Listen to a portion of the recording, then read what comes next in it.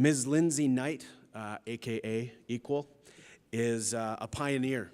She's from Muscadet First Nation. She's often acknowledged as Canada's first solo female Aboriginal hip-hop artist.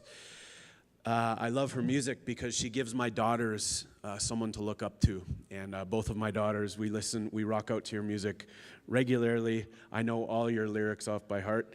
And you, in the position you're in, you give our young ladies someone to look up to, someone positive to look up to. So thank you for that. A multi-award-winning MC, hip-hop artist, activist, and maybe most importantly, a mother. Eekwol has been bringing people together both through her lyrics and her ideas for many, many years. We're honored to have her here. Please help me in welcoming to the stage Lindsay Knight.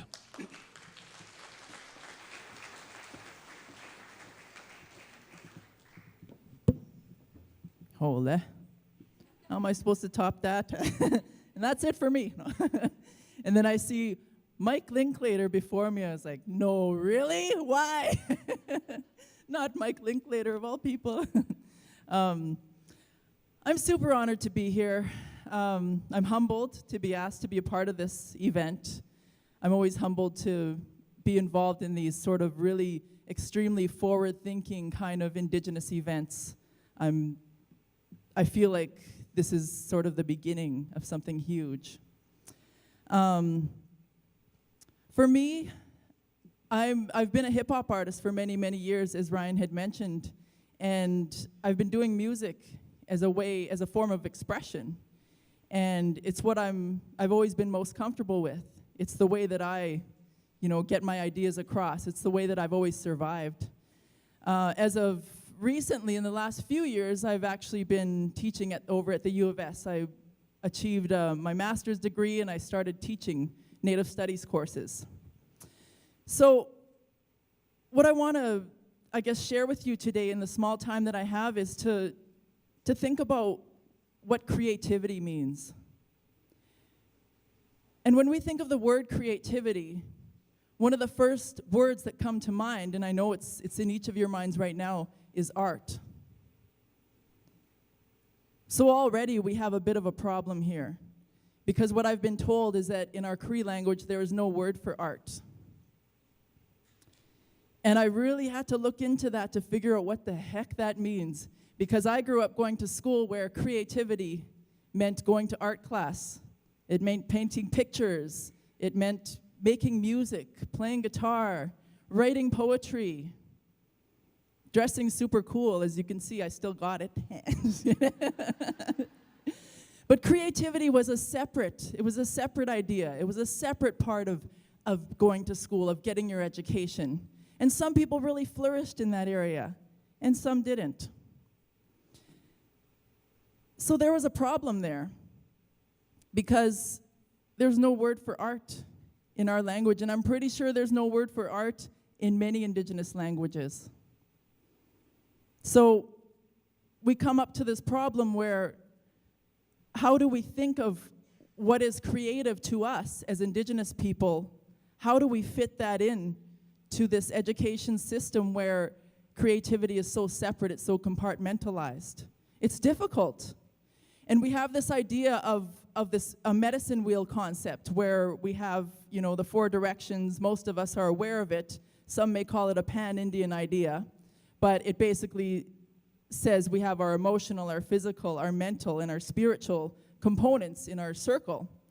So what I like to think about when we're looking at that medicine wheel concept is I like to include not another section, not another compartment, but include another inner circle. And that inner circle is creativity. Because every single one of us is born creative. We're born creative. It's not something that we're gifted with. Well, I guess we're gifted with life, so yes, in that sense we are. But we're born creative. We're born with music. We're born with rhythm. And why are we born with rhythm? Children? Anyone? Children? Because what's the first thing we hear when we come into conception? That heartbeat. Our mummy's heartbeat. And what's the first thing that happens as soon as we come out of our mother's womb? We're a spiritual being. We're a rhythmic spiritual being coming out in a rhythmic way. We're born creative because it's a part of us. It's always been a part of us. It's a part of who we are. It's a part of our existence. And you know, the way that I like to prove this is now that I'm a mom and I've got my 2 little ones, is I've seen them. I've seen them be born into this world, and I've seen them have that rhythm. You put on anything, put on like Gangnam Style or something like that, and what does that 1-year-old do as soon as he could start walking? And they're just totally to the beat too, like just totally to the rhythm, eh? Like they just got it because they haven't forgotten yet what it's like to move to a beat, what it's like to move to Gangnam Style, what it's like to move to the powwow drum. Is that better? So we have this, but what happens throughout life? We start to lose it. Some of us don't, but a lot of us do, because when we go into preschool, we learn some nursery rhymes, we learn, a little bit about Mary Had a Little Lamb. And that's about it. We go into elementary school, we have music class. We might learn 1 or 2 things, but that's about it.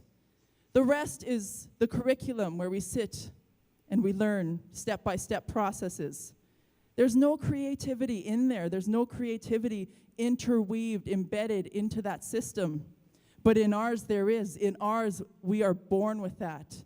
In ours, our creativity exists in every single aspect of our Indigenous being. And I know that's part of the worldview, and I don't know much.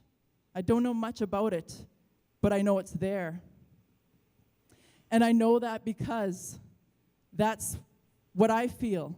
That's what I understand. I understand that when I go into schools and when I sit and do songwriting with young people, music making, like beat making, I do hip hop, I see them all sitting there, with these sort of expressions like, oh, here comes another, motivational speaker gonna tell us what to do. But then I say, you guys are gonna make songs for me. Let's come up with something. And when they start hearing that beat, and when they start realizing that they have to come up with lyrics about their lives and their identity and their understanding, and that nothing is wrong, and they don't have to follow any format, they come alive. I see those young eyes just light up like, oh, I got this. I got an idea. And it's always such an awesome experience. It's always so beneficial. And then I have, teachers come up to me later and say, I'm so surprised James was into it, because he's not really into anything at all in any class. He just kind of sits there and puts on that sort of, his ice grill. And he was really into it, and it's cool that he came up with those lyrics, because he knew his deep down that rhythm, that idea of creativity that's embedded in this young man, it came out. Maybe he didn't have that opportunity before. So just to back up a bit about me, I was lucky. I'm very lucky. I'm a very lucky Indigenous person because I was born into a musical family. I was born with people who were, playing guitar and in bands and into all kinds of, groovy sort of 70s, 80s kind of stuff, and a whole lot of Pink Floyd. I was born into a lot of Pink Floyd. So I sort of got that idea, that notion of music and creativity embedded or maintained throughout my early childhood. And so it's always been a natural thing for me. So I can't really conceive what it's like to not have that. So I don't have any answers for that. And where I'd have difficulties when I'm invited to come and speak, where I have difficulties is because as academics, as activists, like you want to have answers for people. You want to help that change. You want to say, I know what we can do. Let's do this, and then you want it to work out and people to show up and that kind of thing. Kind of like this, actually. Like a lot of people showed up for this amazing event, so that is powerful. But I want to share an example with you. Let's tell a story about a young man that I know, And I've known him for many, many years. And he's a very ceremonial young man. And his parents, his family lives out on the res. I'm not going to name him or his community. His parents are also very, very into ceremony. His dad they're a Sundance family. His dad helps run a Sundance, and he runs a sweat lodge all winter. And so this young guy, I met him, and he's just so amazing the way he shares and the way he talks and the way he listens. He has that sort of humble way about him where he sits and he listens, and then he lets things sort of sink in, and then he answers, or sometimes he doesn't answer. He just lets things sit and simmer. He's also extremely disciplined because he's been going to ceremony his whole life. He has been an oskapios, a helper, since he could walk. And so he knows everything. He's always one step ahead of the elder, of the old people. He's always one step ahead. He's got those rocks hot right on time. He's ready to go with everything. He knows all of that. He amazes me, astounds me by his discipline. He's been to ceremonies, he's been fasting, he's been doing all types of fasting ceremonies and a lot of our old ceremonies that a lot of us don't even know about anymore. He finds them and he practices them. He's 21 years old. So I love this young man because he represents traditional knowledge. And for lack of a better term, because I don't know what that Cree word would be, but that knowledge, that education that he has is so rigorous. It's so hard to come by. And it's extremely disciplined. And you have to be immaculate to be able to get to that level at age 21. That Cree, that Nehiao education that he has is like right from childhood all the way up. All through the years, he's been educated. He's been learning. So now the turn in the story. I started teaching Native Studies 107. And my young friend is in the class. He had graduated on time, and he decided he's going to go to university. And so there's the Native Studies 107 classes, if you're not familiar with the U of S ones, they're probably like that everywhere, but there's about 300 plus students. So there's this sea of faces. And unfortunately, I would say maybe 90% are non-Indigenous faces. I shouldn't say unfortunately, because it's actually good that non-Indigenous people are also wanting to learn. This is Wikis, by the way. Wikis tea, rat root. I had a sore throat all day yesterday. I was thinking, I don't know if I'm going to make it today, but Wikis tea saves the day. No NyQuil, just stick with Wikis. So this young guy shows up to class, and we go through it, and we're, doing the 107 sort of outline and, the basic history stuff and what we're taught to, to teach, what we're taught to teach about what Native Studies means. And then we get the assignments, the short paper, the long paper, et cetera, et cetera. And he approaches me a little into the class. And he says, I'm kind of struggling with this idea of, writing the paper and how, it's supposed to look. And so I told him, this is the body, the thesis statement, and this is a few years ago. And so he goes back and, figures it out a bit. And then I get another email from him, and is this kind of what you're looking for? And I get this sort of a story, like a beautiful story from his perspective about, something that he's experienced. And being a teacher at U of S, if anyone here is a teacher in the U of S, sessional lecturer, you have to stick to the policies that are, already embedded within our academic institutions. So I had to tell him, well, this is awesome, and if I could market from my traditional side, I would give you 100, but we have to sort of stick to, this academic, we have to use the language, we have to, follow the rules, I guess. And so he goes back, nothing, I hear nothing.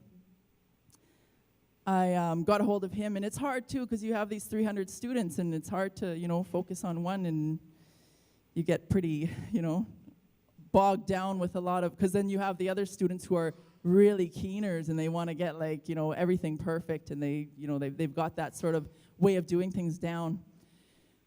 So, long story short, he ended up dropping out. He dropped out of school, and I haven't seen him since. And I always think about him, and I always think about how sad that is that this young, disciplined Oskapios, this young Nehiyaw Napiu, couldn't even last one term at U of S. So there's one of those stories, one of those examples where this system is not working. It's not working very well. There's something missing. There's a few things missing. But one of those major components is the creativity, the ability to share stories when we talk to our elders, when we listen and we hear the stories. And it's our job to try to pick and choose things out of those stories that we need to learn or we need to understand or take home and let it sort of seep a little bit. But at U of S, if you write a story like that, it's going to be really hard to give you a high mark for that. So we're missing a lot of those components. The other major part of creativity is music. It's songs. Like we're told, we had songs for everything. Every single thing. We had songs for every rock. We had songs for every tree. We had songs for every star. We had songs for when we were pregnant. We had songs for when the baby was born. We had songs for when we were going to die. Songs were embedded in everything. Every single plant, this wikis root has a song. Songs were just everything. They were everything. They were part of all the ceremonies. Everything was spiritual. It wasn't that separate component. And now we don't have any of that. When we sit in our classrooms, like I said at the beginning, we have powwow class after school. You come to powwow class. We have the opportunity to come and do spoken word poetry writing over here with Lindsay Eekwol night. But it's not embedded within that teaching experience. It's not allowing our creative to flourish, our creative to process, our creative to build, and our creative to help engage and sort of remember that Indigenous way of doing, that Indigenous way of knowing through creativity. There's a lot of that missing. So, like I said, I don't have the answer. I didn't have the answer for this young guy. I still don't have the answer. But I do know that things have to change, and I'll do what I can to help rethink the system. And I'll sort of sneak in my little ways in classes in order to make it a little more experiential, in order to make it a little more Indigenous.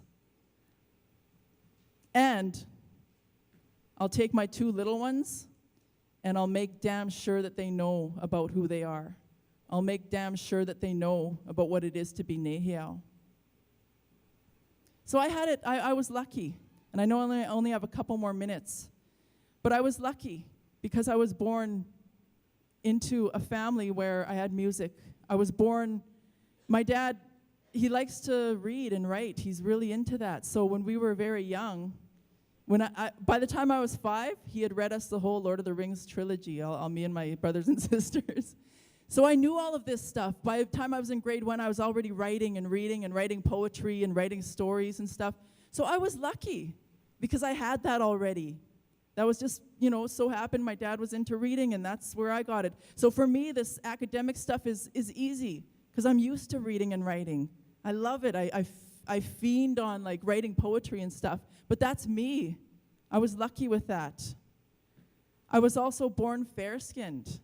I was born into opportunity. I'm Nehiyaw, but I'm also Russian. I was born into that. And when I was young in school, I did everything in my power to try to hide my Nehiyaw. I would try to hide my dad because he looks like an Indian. And I would lie. And why the heck? I think of that now and I just think, oh, why would I do that? Why would I be so ashamed?